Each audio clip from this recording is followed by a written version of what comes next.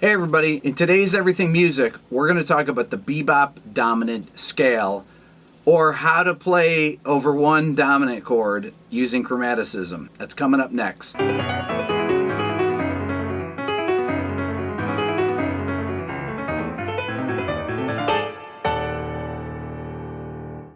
Okay, so what am I talking about with this Bebop Dominant Scale? Well, this is a kind of a term that jazz players use. It basically talks about filling in the half step between the root and the major seventh and the flat seventh. So it would be like this. So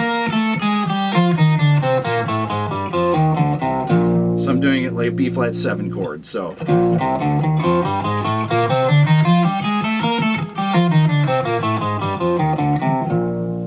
Okay, I got a little octave around there. I think it sounds kind of cool. So here's what it sounds like against a chord.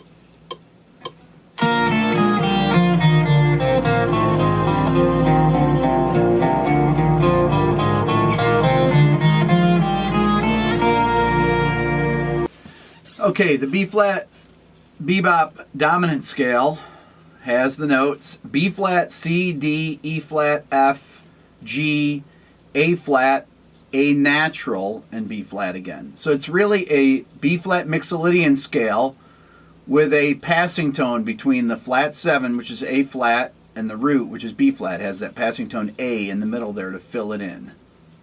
How do you make up lines on this? Well, here's the thing about chromaticism when you're playing over a chord. Okay, essentially what you need to do is create chord progressions. Okay, so when I'm playing over a B flat 7 chord, I'm thinking about playing F minor 7 to B flat 7 to F minor 7 to B flat 7, or I'm thinking about playing B flat mixed sharp 11. So if I think, so let's take B flat mixolydian first. Then you get F minor 7 and B flat 7. So I played F minor sound. It's basically an F minor 7th arpeggio with a 9th. Then I walk in chromatically into the 3rd of the B flat 7th chord. That's very much like Charlie Parker would do, right? Then I do a double chromatic around the 5th, so I do things like that.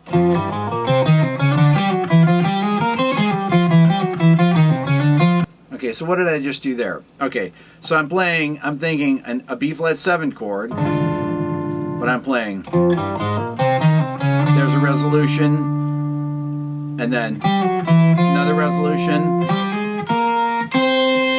Then I went to the 9th there, which is like the 5th of the F minor 7 chord. And then I surround the 5th of the B flat 7. Then I walk into it.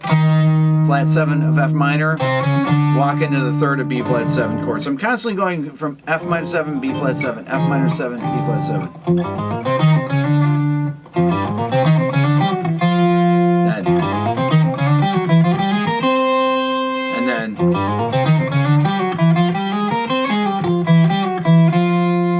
So every time around, every time I lengthen the line,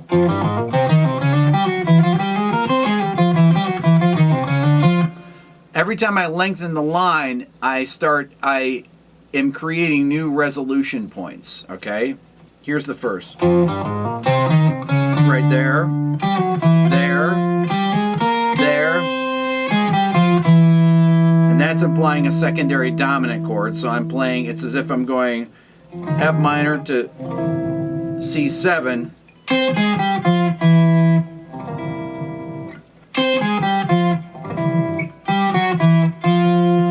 and that's going to the,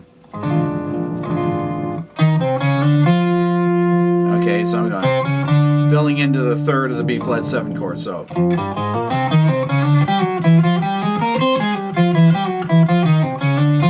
Or you could do something like this.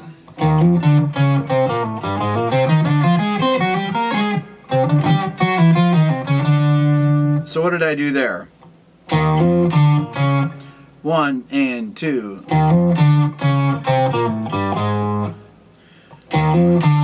I go into the 3rd of the B flat 7 chord, So I'm going as if I'm going from the 4th of the chord, resolving up to the 5th, B flat 7. So I walk down to the 5th of the F minor chord, and then I surround the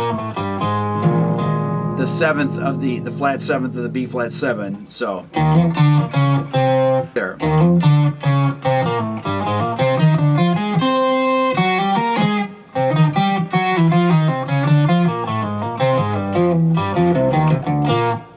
Okay, so there's all these internal resolutions that keep going on.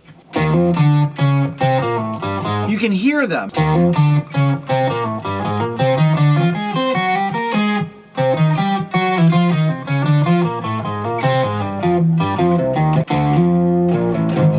You could do something like that.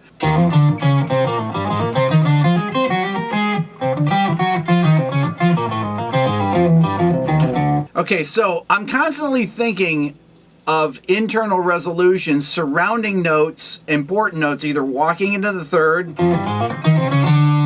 into the 3rd. Then that's called the double chromatic approach around the 5th.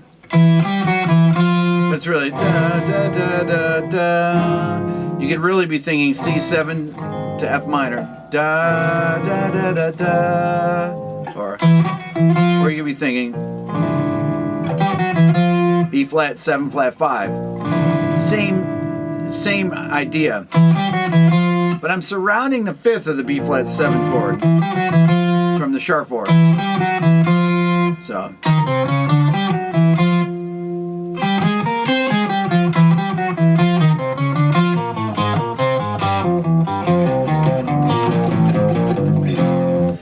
once again, if you just listen to those, you can start to hear those.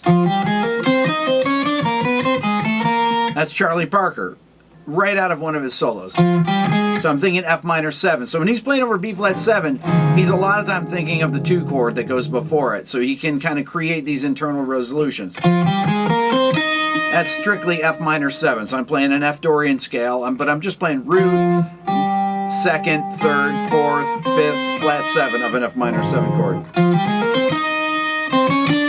I walk into the 3rd of a B flat 7. And he does. So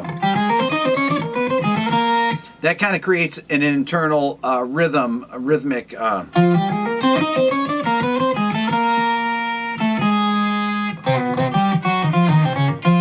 I'm always thinking about where I'm going on the strong beats. Am I going to a chord tone? I'm either going to a chord tone on the B flat chord or I'm going to a chord tone on the F minor chord. So I'm thinking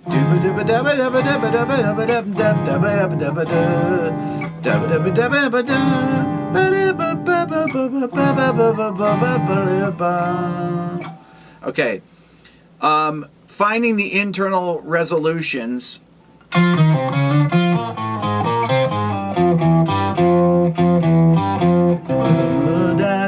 That's a secondary dominant.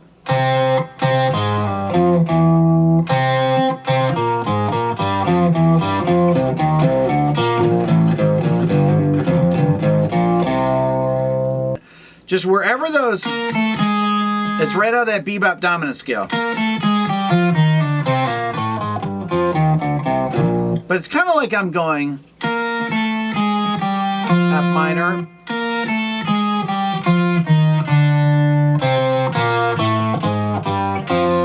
I've got all those strong chord tones, that Bebop Dominant Scale. If you just play it straight from top to bottom, root, 5th, root, 5th, root. So you're going root, 5th, root, 5th, all on strong beats.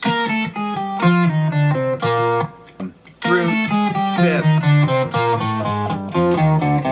That chromatic note in there allows you to play a chord tone on a strong beat. If I didn't have it in there, it would...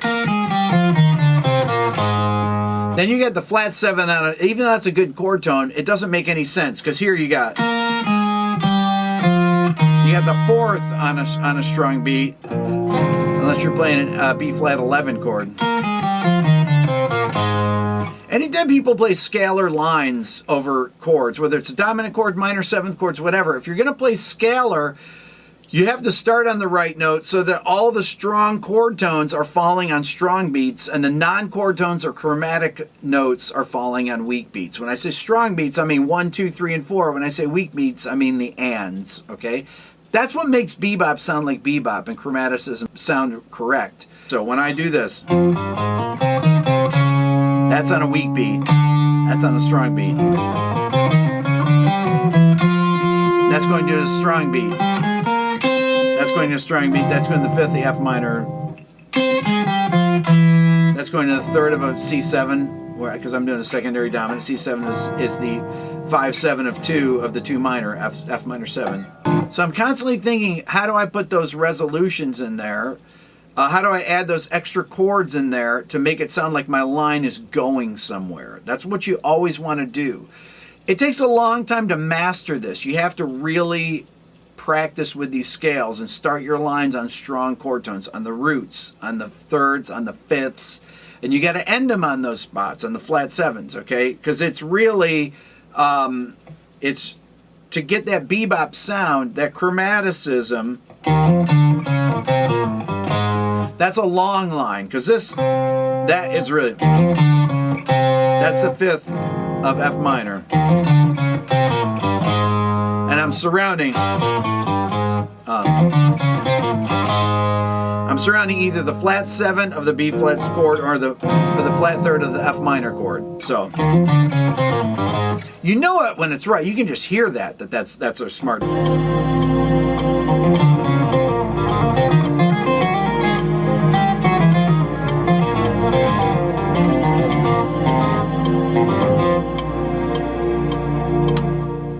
Let me show you another line over B flat 7 that you can use that has a lot of chromaticism. Something like this. 3, 4.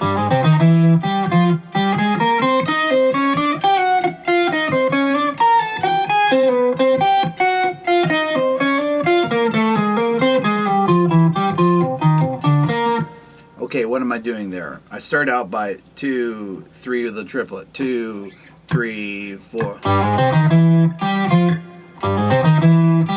So I'm playing or B flat 7 to resolve to the fifth.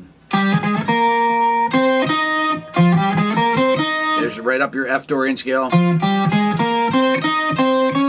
That's our stock walk into the third, and then surrounding the fifth, walking back up to the third, surrounding the flat 7 of the B flat 7 chord, or the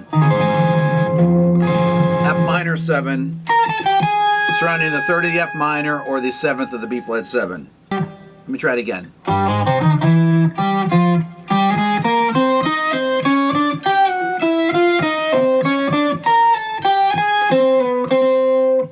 So, little neighboring tone.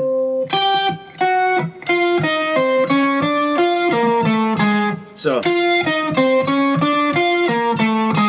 I'm walking back down to the minor 30 F minor 7 chord.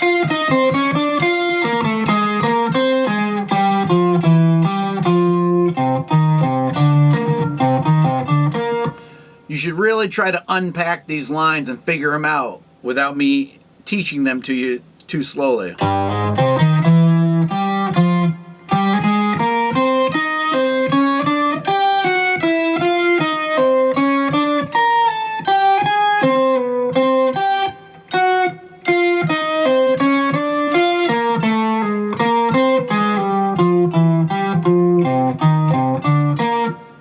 Really cool. That's a great start to it. Right, there you go. It's tricky to do those on one string. So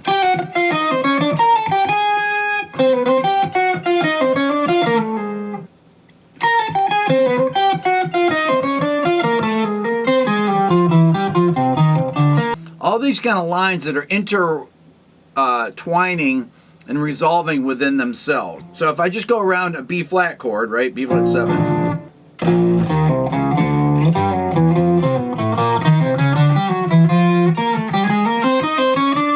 So right there, this is this double chromatic approach that I'm talking about. I'm using walking in chromatically.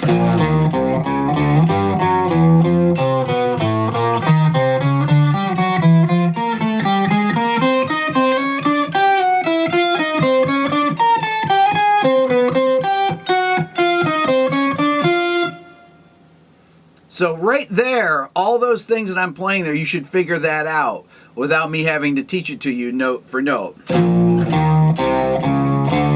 in the root of the B flat, go to the sus4, walk up to the third for resolution.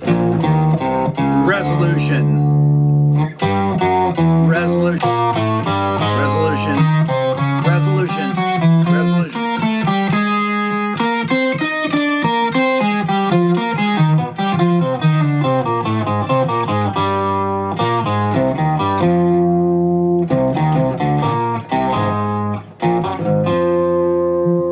Okay, all these intertwining lines interresolving. That's all for today. Thanks for watching. Check out the Beato Book and make sure you're a subscriber so you can see each new video. I'm Rick Beato.